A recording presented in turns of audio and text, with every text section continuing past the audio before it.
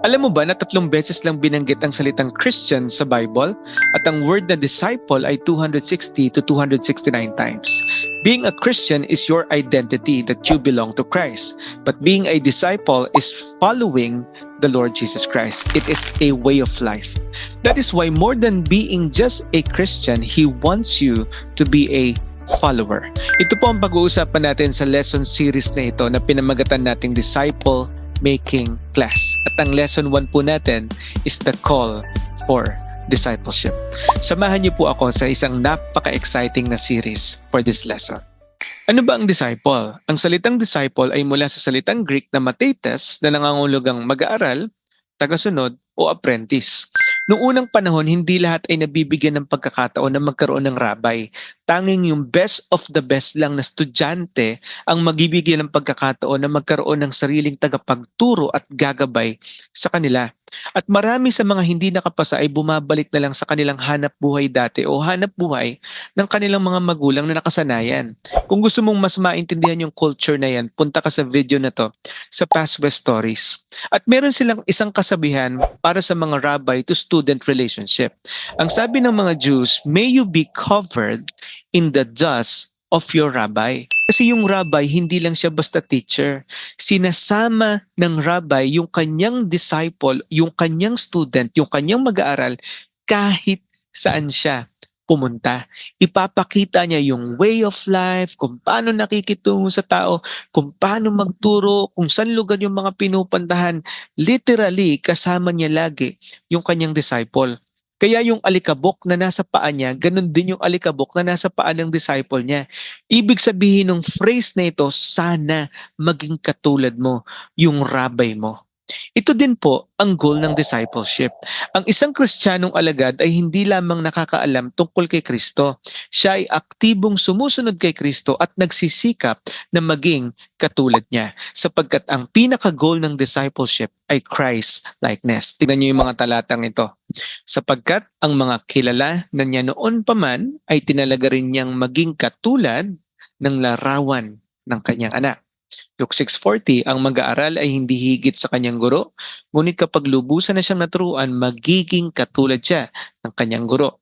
Muli akong dumaranas ng hirap na parang manganganak hanggang sa mahubog si Kristo sa inyo. Yan ang sabi ni Pablo, hindi lang basta transformation, kundi maging katulad natin ang pamumuhay ng Panginoong Hesus.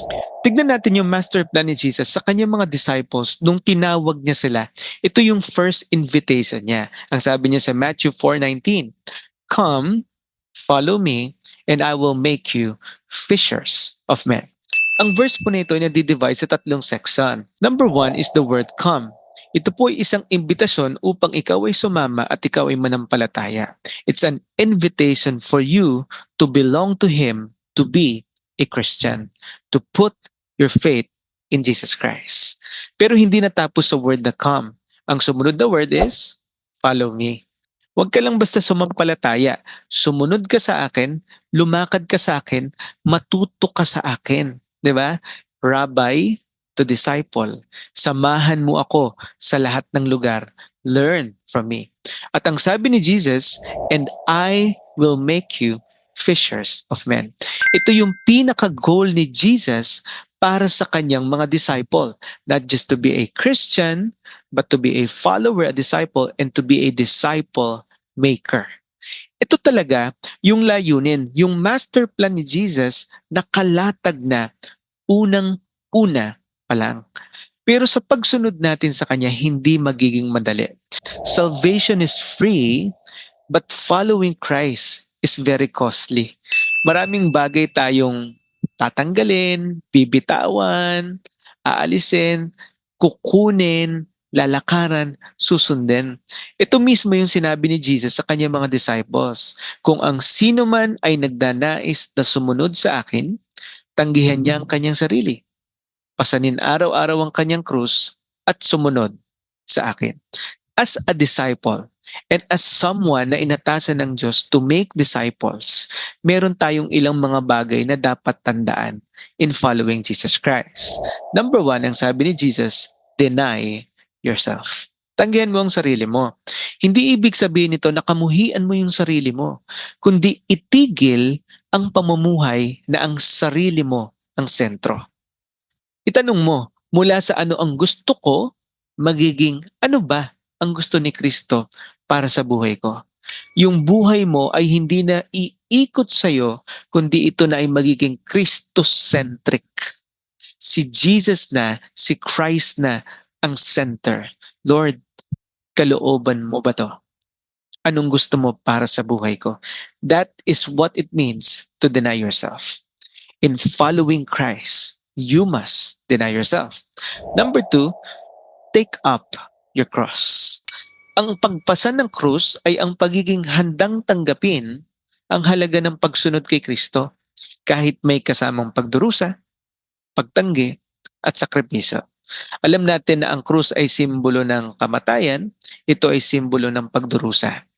Sinasabi na agad ni Jesus Christ sa kanyang mga disciples na hindi madali ang pagsunod sa akin. There will be times that you will be discouraged. There will be times na ikaw ay matatakot. Madami kang bagay na iisipin. Pero lagi mong tatandaan, sa pagsunod mo sa akin, matatagpuan mo ang buhay. For whosoever shall save his life shall lose it. But whosoever shall lose his life for my sake shall find it. At sabi ni Jesus Christ, hindi lang take up your cross, hindi mo lang tanggapin yung mga bagay na mararanasan mo. Sabi niya, patuloy kang sumunod. Ang tunay na disciple ay patuloy na lumalakad sa kanyang direksyon at ginagaya ang pamumuhay ng Panginoong Hesus. Katulad ng kasabihan ng mga Jews, may you be covered in the dust of your rabbi's feet. Ito din po ang ating goal na yung ating mga dinidisciple ay paunti-unti na maging kamukha sila ng Panginoon. Matutunan nila yung pamumuhay at paraan ng Panginoon, ang salita ng Panginoon at makita ang Panginoon sa kanilang buhay. Ang dakilang utos ni Jesus Christ sa kanyang mga disciples, kaya pumunta kayo sa lahat ng mga bansa, gawin ninyong mga alagad ko ang lahat ng tao. Bautismuhan niyo sila sa pangalan ng Ama, ng Anak, at ng Banal na Espiritu. Turuan ninyo silang sumunod sa lahat ng inuutos ko sa inyo. At tandaan ninyo, kasama niyo ako. Ito yung pangako ni Christ. Palagi hanggang sa katapusan ng panahon.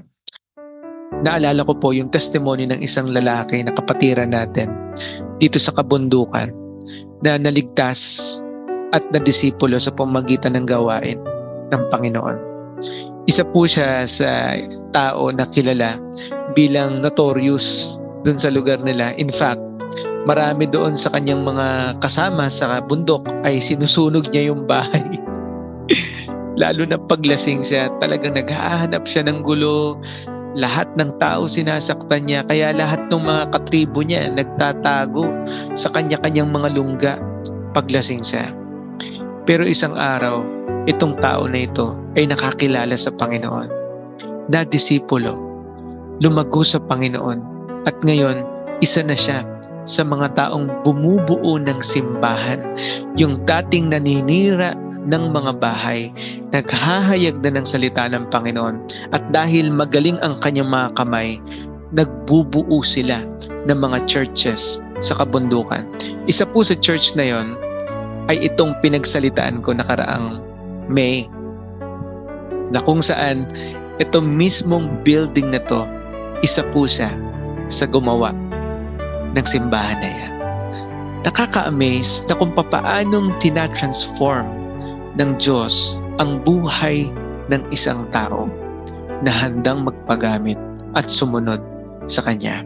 Tandaan natin mga kapatid, ang tunay na disciple ay hindi lamang sumusunod kay Jesus, bagkus siya ay unti-unting nagiging katulad niya at tinutulungan ang iba na sumunod din sa Kanya. God bless po sa inyong lahat, and may this simple lesson be a blessing to all of you at sa inyong mga gawain at magamit po ninyo sa inyong mga churches. Please continue to support, to share, and to subscribe dito sa ating channel.